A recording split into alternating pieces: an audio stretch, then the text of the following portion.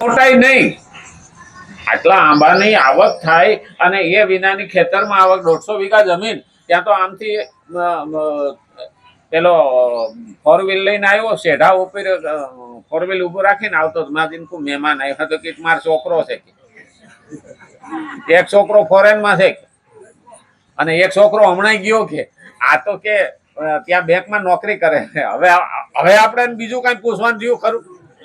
અને આપણે તો પછી 50,000 પગાર હોય ને તોય હવા મૂડતા હોય અહીં શહેરમાં. તો મેં એમ લાગ્યું કે ગામડામાં જયારે ઓલો ભણીને આવે ને ત્યારે ડોહલા બધા બેઠા હોય ઉંમર લાયક ચોરાઈ અને કે આ ફલાણો કે ડબલ યુનિવર્સિટી ભણીને આવ્યો છે, એ કે અમારા આ વાસડો 2 ગાયો ધાવીને મોટો ક્લાસ. હવે એને વાસડો જ સમજે ગામડા વાળા, એટલે એમાં બહુ અભિમાન કરવાનું હોય નહીં. પણ હંમેશા કોઈનામાં ગુણ નાખવો હોય તો એને પ્રોત્સાહન આપવું પડે. એને ભગવાન કોઈ વાળવો હોય તો એને જે નથી ખબર એની ત્રુટિ આપણે જોડવી પડે. અને એટલે જ કીધું આદરપૂર્વક તેને જે શિક્ષણ આપવામાં આવશે તે શિક્ષણની તેના ઉપર વિશેષ અસર પડશે. દરેકને આદર આપવો જોઈએ. આ દુનિયામાં કોઈ નકામું નથી. પહેલો એ સિદ્ધાંત છે કે આપણે ઘણાને એવું લાગે છે કે આ નકામો છે, આ મજૂર છે. એટલે મજૂર ના હોય તો ન હાલે. અને ફૂટપાથ ઉપર બેઠેલો મોચી ના હોય ને તોય પગનું રક્ષણ ન થાય. આપણે એને હલકા ગણતા હોય, હકીકતમાં એ હલકો નથી. એ તો આપણા પગનું રક્ષણ કરનારો છે. આપણે વળી એમ કહીએ ને અમે તો બાટાના લઈ આવશું, બાટાની ફેક્ટરી વાળો મોચી ન થયો. જૂતા તો એ બનાવે ને આ બનાવે. ઓલો પૈસા વાળો એટલે હું આપણે એને મોટો ગણવાનો, શેઠ ગણવાનો? બધા હરખા જ છે. કોઈ વિના કોઈ દુનિયામાં કોઈનું હાલતું નથી ને કોઈ નકામો નથી. દરેકની જરૂર છે. આપણે ચા પીવી હોય ને તો દૂધ હાટું થઈને કોક ડોબું રાખશે અને એ ડોબા જેવો ડોબો પોતે થાહે તઈ દૂધ નીકળશે. એમને ન થાય. અમારા ગામડામાં તો કહેવત છે કે દુઃખ ન જોયું હોય તો ડોબું બોરો. હા, અને એ દૂધ આપણે સુધી પહોંચે ને ત્યારે આપણે ચા પીએ. તો દરેકની જરૂર છે આ દુનિયામાં. કોઈ નકામું નથી. ભગવાનને આપણે સલાહ દેતા હોય ને કે આ બધા નકામા ને અહીંયા હુકામે ને પેલા કર્યા, ના, આપણી બુદ્ધિ ન ઉતરે ને એટલે. એક જણો તો વડલાની હેઠે હૂતો વિચાર કરવા માંડ્યો. તાપમાં ટાઢે સાયા હું તો ભગવાનમાં બુદ્ધિ નથી કે આવડું મોટું ઝાડવું બનાવ્યું ને એમાં આવડા ટેટા મૂક્યા છે, અને ઓલા નાના વેલા બનાવ્યા ને એમાં આવડા તરબૂચ મૂક્યા. પ્રભુમાં ભગવાનમાં બુદ્ધિ જ નથી. આમ વિચાર કરે એકલો જ હતો અને ઉપરથી ટેટું પડ્યું નાક માથે, હાથ થઈને બેઠો થઈ ગયો. તરબૂચ હોત તો બુદ્ધિ તો કે મારામાં નથી, ભગવાને તો વ્યવસ્થા જ કરી છે. અને જેમાં મોટા ફળ મૂક્યા છે ને એને કોઈ દિવસ છાંયો આપ્યો નથી. તાળ છે, ખજૂર છે, નાળિયેરી છે. હવે જો એની હેઠે બેઠા હોય સાંઈ અને ઉપરથી પડે તો ઈ તો ન ફૂટે પણ આપણો ફૂટી જાય. એટલે ભગવાને બધી વ્યવસ્થા કરી. અને એટલે કીધું છે સમાચરણ અને જોશયેત. આ પદો વડે ભગવાન વિદ્વાનને 2 આજ્ઞા આપે. જેને જેને જ્ઞાન છે અને જેને જેને આવડત છે અને જેને પ્રભુનું કામ કરે છે એને આજ્ઞા આપે છે. કઈ પોતે સાવધાની પૂર્વક શાસ્ત્ર વિહિત કર્તવ્ય અને કર્મો સારી રીતે કરે. આ પહેલો સિદ્ધાંત. શું કીધું છે? પોતે સાવધાની પૂર્વક. કારણ કે પોતાની પહેલી ફરજ આવે છે. હવે સાવધાની પૂર્વક માં રસોઈ ના કરે તો છોકરીને સાવધાની પૂર્વક રસોઈ શીખડાવી શકે નહીં. અને સાવધાની પૂર્વક ખેતરમાં દંતાળ જો ખેડૂત ન હાકે તો એના છોકરાને વાવતા શીખડાવી શકે નહીં. આ 2 સિદ્ધાંત લાગે કે ન લાગે? આપણે દેશીથી જ સમજીએ, આપણે બહાર હુકામે જવું જોઈએ. તો પોતે એટલે જવાબદારી એની વધી જાય. કારણ કે જે વિદ્વાન છે આપણે નહીં ઘણા કહેતા અરે તમારા તો આવી રીતે હાલવું જોઈએ, અમે ન હાલીએ તો કઈ નહીં પણ તમારે આવી રીતે હાલવું જોઈએ એવી અપેક્ષા આપણી પાસે રાખે. અને આપણે હાલવા માંડીએ ને તો એને શરમ તો આવે જ. આપણે હાલવા માંડીએ ને, હા 9 હાસા રૂપિયા હોય ને તો એક ખોટો વયો જાય, ભેગો ન વયો જાય. હા, 9 હાસા રૂપિયા હોય ને તો ઓલો બોધો વયો જાય એમાં. પણ એક એને એની કિંમત વધી ગઈ તો એને ખબર પડે કે મારે હાસું થવું જોઈએ. અને એટલે કીધું છે કે પોતે સાવધાની પૂર્વક શાસ્ત્ર કહેલા પ્રમાણે કર્તવ્ય અને કર્મો સારી રીતે કરે. આપેલો સિદ્ધાંત એનો છે. પછી બીજું શું કીધું છે? કર્મોમાં આસક્ત અજ્ઞાની પુરુષો પાસે પણ તેવી જ રીતે કર્મ કરાવે. અજ્ઞાની છે, અજ્ઞાની કેમ છે?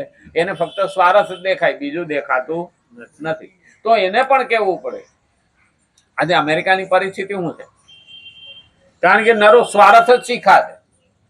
આપણી હારે ગરજ હોય તો વાત કરશે, ને આપણે વાત કરવા જઈએ તો કે કોફી પા, તો હું તારી હારે એટલી ઘડી વાત કરું, નહીં મારે કોઈ ગરજ નથી. આવા કારણ કે અમેરિકામાં પોતે જ દરેક પોતાનો સ્વાર્થ જોવે છે. દુર્યોધન જ બધા. હવે દુર્યોધન જેવું જીવન. દુર્યોધન એક જ કહેતો, તારું સારું થાય ખરાબ થાય એ માન નહીં જોવાનું, મારું સારું થવું જોઈએ. આજે અમેરિકાની પ્રજાનું આ જ વિચારસરણી. જોકે હવે તો એ લોકોને ખબર પડી ગઈ છે, આપણા વાળા બહુ જવા માંડ્યા ને એટલે એની અસર તો થાય ને. ભાઈ કાળિયા પાસે ધોળીઓ બાંધો તો વાન ન આવે, પણ ભાન તો આવી જાય ને. એ લોકોને ખબર પડી કે હારું નરા રૂપિયાથી શાંતિ નો આવી, સુખ નો આવ્યું, આનંદ નો આવ્યો. હવે કે જીવનમાં ઉદ્વેગતા આવી. હવે એને જીવન ઝેર જેવું લાગવા માંડ્યું. એમાં આ કોરોના ગયા પછી તો વધારે લાગવા માંડ્યું કે મારું બેટું કઈ મોત આવી જાય નક્કી નહીં. એટલે હવે એ આપણી કૃષ્ણ ભક્તિ કોઈ અમેરિકનો આ ધોળિયાઓ આની કોઈ વળ્યા શું કરવા? શાંતિ શોધે. આ રૂપિયા તો ખૂબ કમાઈ લીધા, પણ રૂપિયા તો ભેગા આવતા નથી. તો હવે જીવનમાં શાંતિ લાવવી ક્યાંથી? એ આપણી અસર છે. આપણા વાળા ન્યાય ગયા ને અને આપણા વાળા ફૂંક માર દીધો, એમાં ગુજરાતી પાછો કઈ ઓછો રહે. હા, અમારે એક ભાઈ અમેરિકામાં ગયો હતો ને, એડ્રેસ પેલા અહીં કીધું હતું કે આ પ્રમાણે આવવાનું અને હું તમને એરોડ્રામ ઉપર લેવા આવે. હવે આપણે ગામડાનો ગયો હોય એને ઇંગ્લિશ તો આવડતું ન હોય. હવે ગુજરાતી બોલે એટલે અહીંથી ગયો ને એટલે ત્યાં ઓલો ભાઈ કઈક કામ આવી ગયું હોય અથવા તો ટ્રાફિકમાં ફસાણો હોય, એરોડ્રામ ઉપર લેવા આવવાનો તો આવ્યો નહીં. હવે ત્યાંથી પાછું થોડું અવાય. અહીં બસ સ્ટેન્ડે ગયા હોય તો ઘેરે અવાય, પણ ત્યાંથી પાછું ન અવાય. હવે ત્યાં એરોડ્રામ ઉપર ઉતરો, રાહ જોવે કે સારું કરવું શું કે. ઓલા ધોળિયાને બધાને પૂછે, પણ પોતાને ઇંગ્લિશ આવડે નહીં, ઓલા ગુજરાતી આવડે, પણ ગુજરાતી પાછો પડે ન પડે. અહીંથી ઓલા ને ભાઈબંધ હાટું સિંગ લઈ ગયો હતો, સિકંદર. હા, તે હાથમાં લઈ અને દરવાજા ઉપર ઉભો રહ્યો. સિકંદરની સિંગ, સિકંદરની સિંગ બહુ સારામાં સારી ઉત્તમ સિકંદરની સિંગ. તે એક ભાઈ નીકળ્યો, અહીંયા તારી સિકંદરની નો હાલે. તો નો હાલે કઈ નહીં, તારી જ જરૂર હતી. મને ગુજરાતી જ આવડે છે કે આખો ગુજરાતી ગોતવા હાટું. ઓલા તો કઈ સમજવાના નથી કે સિકંદરની સિંગ, પણ કે કોક ગુજરાતી તો ભટકા હે. જેટલા પૂછું એટલે બધા ઇંગ્લિશ જ બોલે કે કેવું હું. એટલે આપણે ગુજરાતી પાછા પડીએ નહીં, પણ હિંમત હારવી જોઈએ નહીં. દરેક વસ્તુ દરેક માણસ કરી શકે છે. હું ભણેલો નથી તો પણ ભક્તિ કરી શકું. સબરી ક્યાં ભણવા ગઈ હતી? અને વિદુરના ઘરવાળા, હા, કેવી ભાવ ભરેલી ભક્તિ. કપડાનું ભાન નહોતું રહ્યું. ભક્તિ તો એવી હોય. અને એટલે જ કીધું છે કર્મોમાં આસક્ત અજ્ઞાની પુરુષો પાસે પણ તેવી જ રીતે કર્મ કરાવે. લોકોને દેખાડવાને માટે કર્મ કરવું એ દંભ છે. લોકોને દેખાડવા માટે કર્મ કરવું ને એ દંભ છે. ઘણા એવો દંભ કરે, નથી કરતા. કોઈ હાસી રીતે જાતા હોય આડોટતા આડોટતા, અને ઘણા તો શું છે, અરે દૂરથી પડતારા કરે, હે માળી તારા વિના મને ભરવો નથી. એલા ભાઈ, મારી બેરી નથી, અંતરની વાત જાણે છે. હું કામ દંભ કરે. હા, અમુક ને તાબોટા લેતા, હા, તાહલીઓ પાડે ને આમ નાચે ને આમ નાચે. અરે ભાઈ, રાસના ટાઈમે રાસ લો, વાંધો નહીં, પણ મંદિરે આવે ને તો 10 જણાનું મારા તરફ ધ્યાન ખેંચાય ને એવું જીવે. બોલ, એવું વર્તન કરે. એ તો માણસને મૂર્ખ બનાવો છો. માતાને મૂર્ખ બનાવી શકો નહીં, ભગવાનને મૂર્ખ બનાવી શકો નહીં. એ દંભ છે. એવો દંભ કરાય નહીં. જે પતન કરવા વાળી આસુરી સંપત્તિનું લક્ષણ છે, આવો દંભ કરે ને એ પતન કરવા વાળી આસુરી સંપત્તિનું, આપણે 16મો અધ્યાયની અંદર આવે છે ભગવદ્ ગીતામાં, આસુરી સંપત્તિનું 4થો શ્લોક છે, લગભગ 16મા અધ્યાયનો 4થો શ્લોક. આથી ભગવાન લોકોને દેખાડવાને માટે નથી, પરંતુ લોક સંગ્રહ માટે જ કર્તવ્ય અને કર્મ કરવાની આજ્ઞા આપે. દેખાડો કરવો કે દંભ કરવા માટે નથી. ઘણા આમાં તો આપણા શાસ્ત્રમાં તો ત્યાં સુધી નીતિ સૂતકમાં લખેલું છે કે વિચિત્ર વેશમ ના કુર્યાત, કે વિચિત્ર વેહ પહેરવાની જરૂર નથી. ઘણા તો એવો વિચિત્ર વેહ કરીને આવે ને તો આપણને એમ લાગે કે આ પૃથ્વી પરનું પ્રાણી છે કે બહારથી આવ્યું, એવી જરૂર શું છે? અમારે ત્યાં અહીં એક પેલા અમે વાંચતા ને તો અહીં એક આવતા, તે ડોકમાં તો લગભગ 40-50 માળા પહેરે. હા, તો એટલા સુધી માળા પહેરેલા, અને આમ આમ ટીલા તાણે આમ આસમાન કપાળે બધે આખો રંગેલો, અને પછી અહીં બેઠો બેઠો આમ વાંચતો હોય. તે કોકે આવીને 10 રૂપિયા આગળ મેલ્યા. એટલે આમાં જોયું કેમ મેલ્યા, તો દાનમાં દીધા. મને એવું કેમ દીધા કે હું તો મહાજન છું, કે તમે એટલું બધું કર્યું. તો મને એમ લાગે કોઈ સાધુ હોય છે કે બાપજીને આપતો જા, લઈને પૈસા ઘા કર્યો. અને હું આવ્યો ને એટલે મને કે આવું લોકો માને છે. હું તમે એવો વેહ ભજવીને બેઠા છો તો માને ને.